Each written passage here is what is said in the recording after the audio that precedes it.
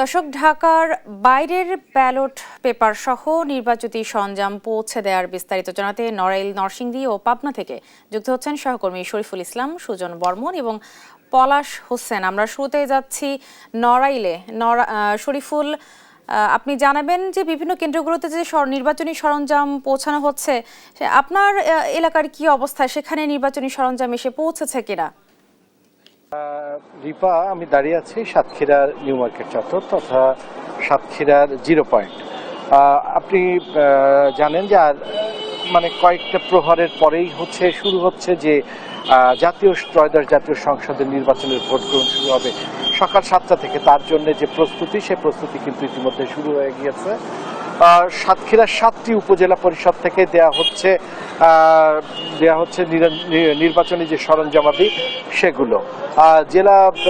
জেলা অফিস থেকে গতকালই সেগুলো পৌঁছে দেওয়া হয়েছিল উপজেলা পরিষদগুলোতে। উপজেলা পরিষদ থেকে এগুলো একে একে বিতরণ করা হচ্ছে।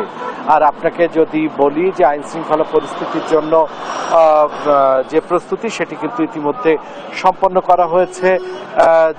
জেলা সদরে সহ উপজেলার বিভিন্ন সদরে যে আইন শৃঙ্খলা বাহিনী রয়েছে তারা কিন্তু মহড়া দিয়েছে এবং গণমাধ্যমকে আশ্বস্ত করা হয়েছে যে ভোটারদের ভোট কেন্দ্র, ভোট কক্ষ, ভোটার সর্বত্রই নিরাপত্তার চাদরে ঢেকে দেওয়া হয়েছে সাতক্ষীরা জেলাকে।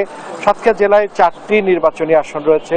সেই 4টি নির্বাচনী আসনে 18 জন প্রার্থী সর্বশেষ বাছাই পর্ব শেষ করে সর্বশেষ প্রতিদ্বন্দ্বিতা করছিল 20 জন। সেই 20 জনের মধ্য থেকে একজন তিনি সংবাদ সম্মেলন শেষ করেই কিন্তু সংবাদ সম্মেলন করে নিজেকে প্রত্যাহার করেছে। এখন 19 জন সেই প্রতিযোগিতায় নেমেছে, 4 জন হবেন সংসদ সদস্য।